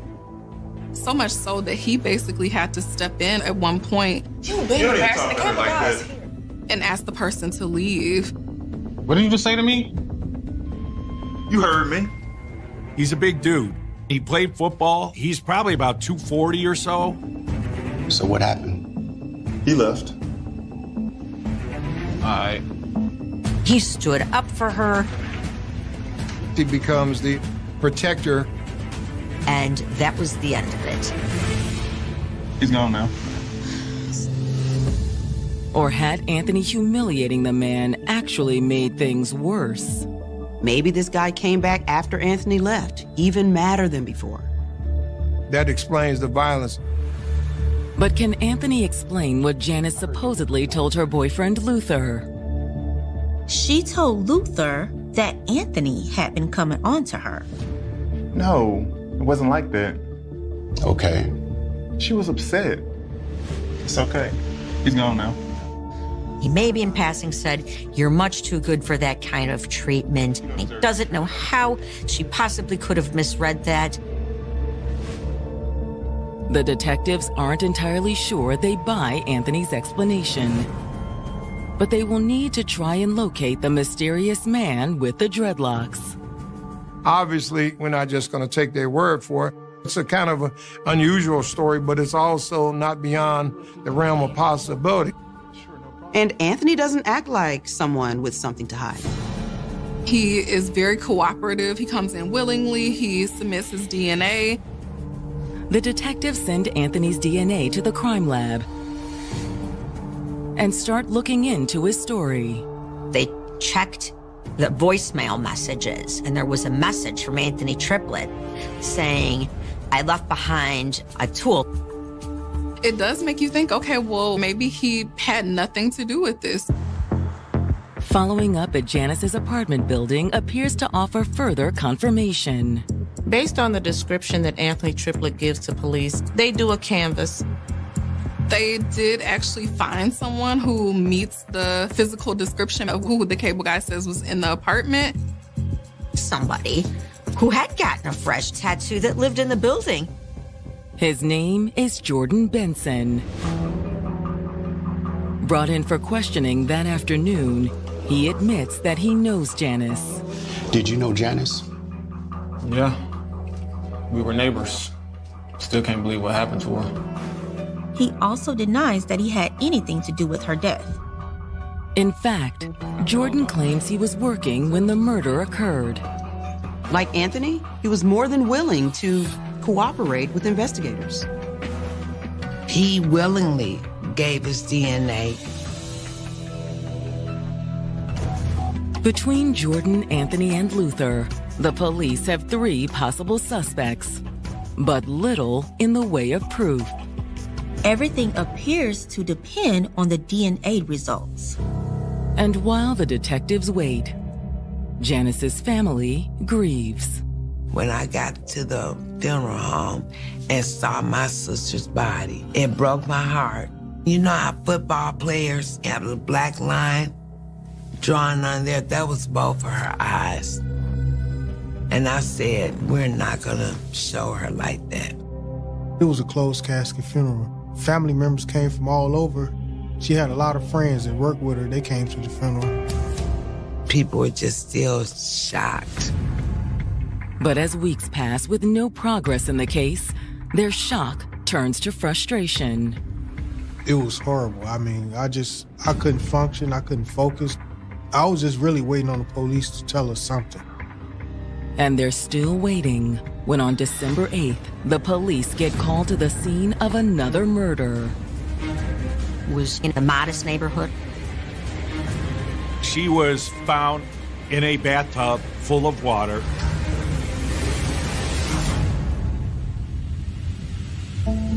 The cause of death was acute strangulation. And there was clearly signs of a struggle.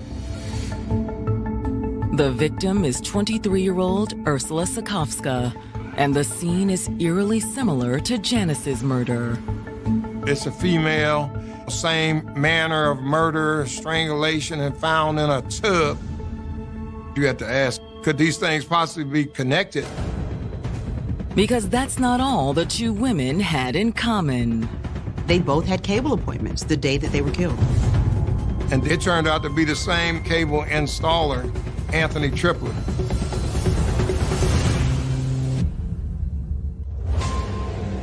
Seven weeks after Janice Ordage was killed inside her Chicago apartment, police are now investigating a second murder with strange similarities. The victim is a young woman who had been strangled and left in a bathtub of water. But the biggest similarity was that both women had an appointment with a cable TV technician on the day of their murder. Not only was it a cable installation, but it was in fact this same guy, Anthony Triplett. The second victim is 23-year-old Ursula Sakowska. She was a Polish national trying to make the American dream, living with her fiancé, who was an over-the-road truck driver. He'd been out of state when the murder occurred. He was ruled out pretty readily. Her fiancé had called her and she wasn't answering the phone, so he had friends go over to the house and found Ursula in the bathtub.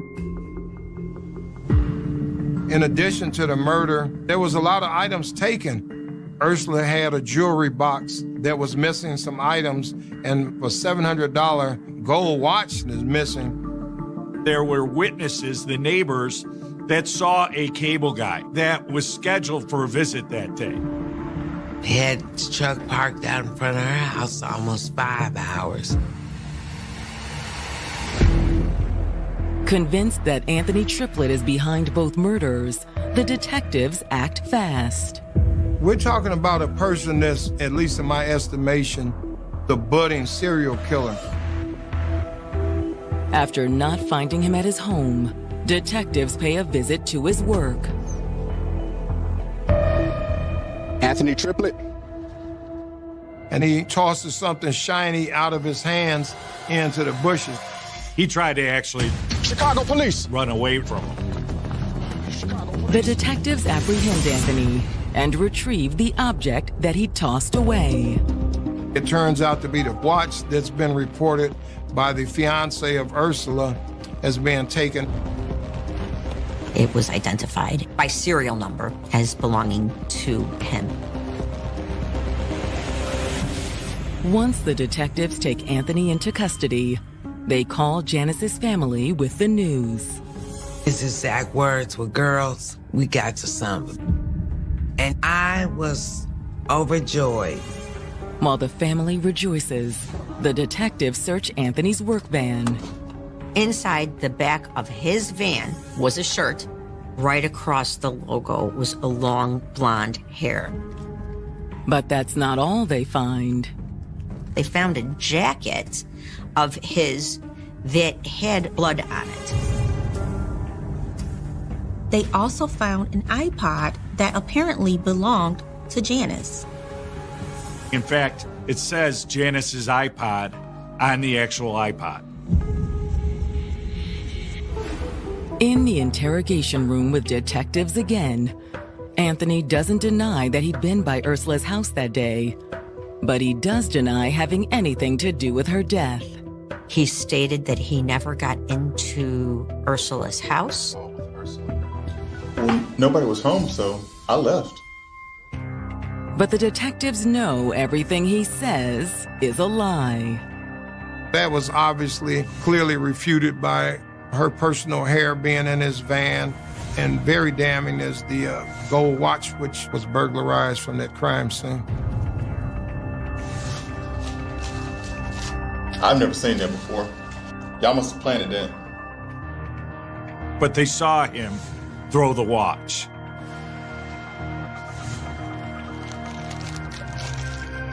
And this? We know it was Janice's. Well, she gave me that. He says that she asked him about a hot box being something that's presumably illegal, but that they can hook up and you get these extra channels. And he's like, well, I guess I could do it. He said she didn't have the money. That's why she gave me her iPod. It just didn't make a lick of common sense. At the end of the interview, the detectives book Anthony on murder charges. And news of the predator's arrest shocks and relieves the city. You're like, that could have been my sister, my cousin, my friend. And it taints the service industry because you can't trust anyone to come into your home. I can't tell you how many people, especially women, came up to us and were like, thank you. They all had their own anecdotes about guys coming in their house and not knowing who the guy is. Throughout the city, there was just a relief that he is off the streets. But to put Anthony away for good, the prosecutors will need a conviction, which comes one big step closer when the detectives finally receive the DNA results. All the DNA comes back to the cable guy. There was Ursula's blood on his jacket, commingled with his DNA. The blonde hair that detectives found in his van was also Ursula's. In Janice's case, the DNA underneath her fingernails was his. And the rape kit also found traces of Anthony's DNA. I mean, how are you going to explain all this?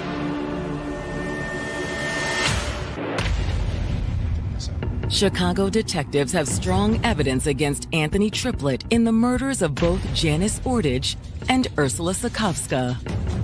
They find traces of his DNA under Janice's fingernails and Ursula's blood on his jacket. The prosecutors decide to put Anthony on trial for Ursula's murder first. The DNA evidence was better. You had the hairs, you had the blood, you had the neighbors, you had an outright lying. And then also having the watch on that was taken from the home of the second victim. When Anthony goes on trial for Ursula's murder in May of 2013, Janice's family shows their support. They came for Ursula's trial. Like, they were all vested in this thing. They said they needed to do Ursula's first, and then they're gonna slam dunk with my sister's case. And considering all the evidence connecting Anthony to Ursula's death, the jury quickly convicts him. He was found guilty of first-degree murder. He was sentenced to natural life. Despite that, Anthony still appears confident when he goes on trial for Janice's murder.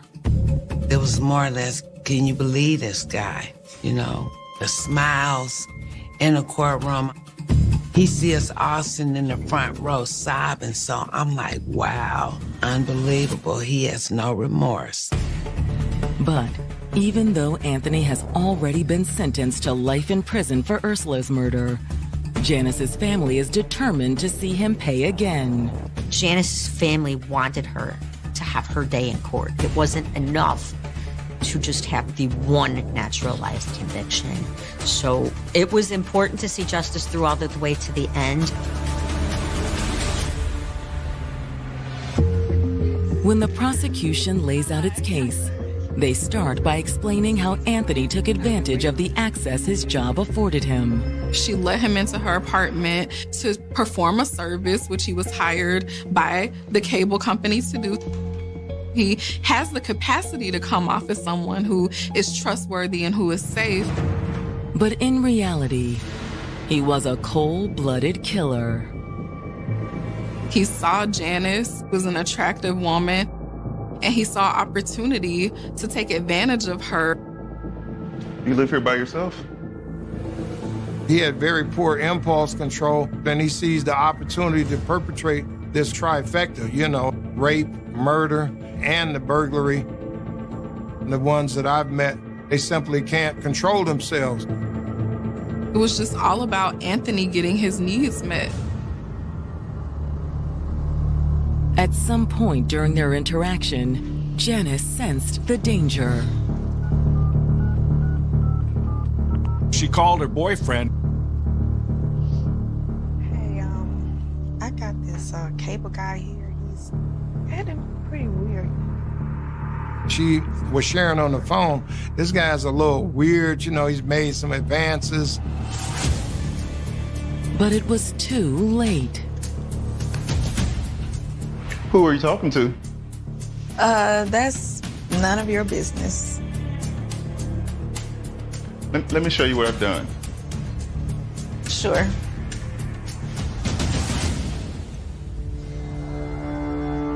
Then he attacked Janice, much like he would later attack Ursula.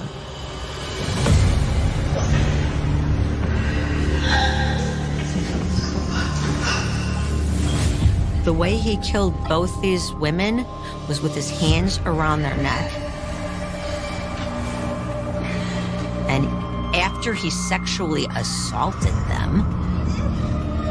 Then, just like Ursula, he left her body in the bathtub. Maybe he thought he was going to wash evidence away. He said in his interviews with police he knew what DNA was, and he voluntarily gave a sample of his own DNA. He may not have been anywhere near as smart or as knowledgeable as he thought he was. And in addition to his DNA, Anthony also left one of his tools behind. We really don't know if that was planned so he could make that phone call to alibi himself, or he lost it during the struggle and then decided to be clever and call after the fact. According to the prosecution, Anthony had been so confident he'd outsmarted the police that 7 weeks later, he'd gone out and killed again. Someone who has sociopathic tendencies, when they feel like they've gotten away with murder, it invigorates them. I was able to get away with this, let me up the ante. Incredibly, Anthony still believes he can talk his way out of it, even after being found guilty of Ursula's murder. He confidently took the witness stand. In his testimony, he tried to explain why the crime lab had found his DNA on Janice's body. He actually testified that he had a consensual sexual encounter with Janice Bordage. That hurt. Every falsehood he put out there, she was not a promiscuous girl. What did you say to me? He makes himself out to be like some kind of knight coming to the rescue of some damsel in distress.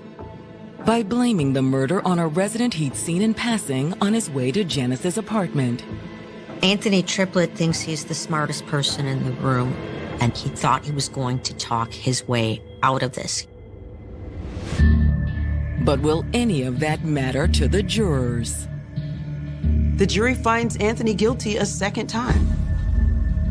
The guilty verdict earns Anthony another life sentence. Because he'd been previously convicted of a murder, it's a mandatory natural life. I was overjoyed that he was never going to get out. This is one of the most dangerous guys that I've ever prosecuted. There is no doubt in my mind that Anthony would have continued if he wasn't convicted of these crimes. But no punishment can make up for what Anthony took. We were all still hurting, and it hurts now. You know, people tell you, oh, well, at least you got...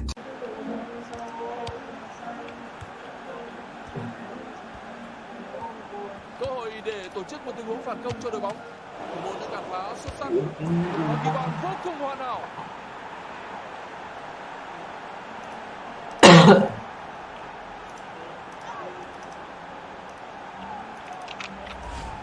Một chân sút thương hạng trong trận đấu ngày hôm nay. Bàn thắng quá hoàn hảo. Bàn thắng đã tới sau pha điện bóng đơn giản từ tình huống cản phá trước đó của thủ môn. Vâng, tỷ số lúc này đang là 4-0.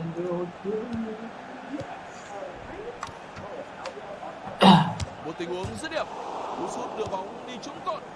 Ném biên cho Manchester City. Anh ấy đang chuẩn bị thực hiện pha tạt bóng. Mark Brighton đã nổ súng pha ghi bàn đẳng cấp. Một tình huống ghi bàn rất ấn tượng của cầu thủ đó. Đó là pha dàn xếp tạt bóng từ bên phía cánh trái hoàn hảo và bàn thắng đã được ghi. Đó là pha đánh đầu hoàn hảo, một bàn thắng tuyệt vời. Họ đang dẫn trước với khoảng cách khá xa. Một tình huống dứt điểm, pha ghi bàn cực kỳ đẳng cấp.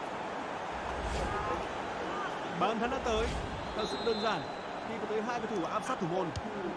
Tỷ số lúc này đang là vô cùng cách biệt rồi.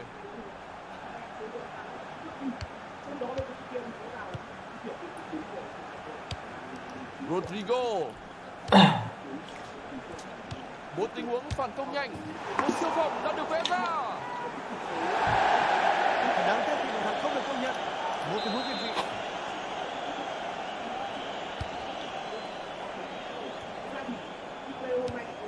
Rodrigo. Đó là pha phản công. Một cú sút. Một bàn thắng tuyệt vời.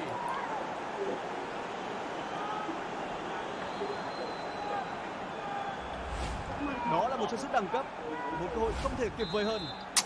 Đội bóng giành chiến thắng đã chơi áp đảo trong suốt thời gian đã qua với thế trận một chiều.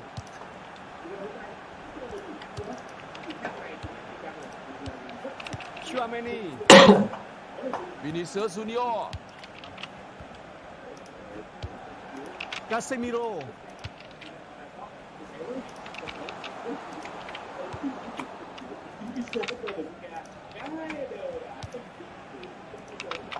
Đó là tình huống phân bóng lên cho thủ môn.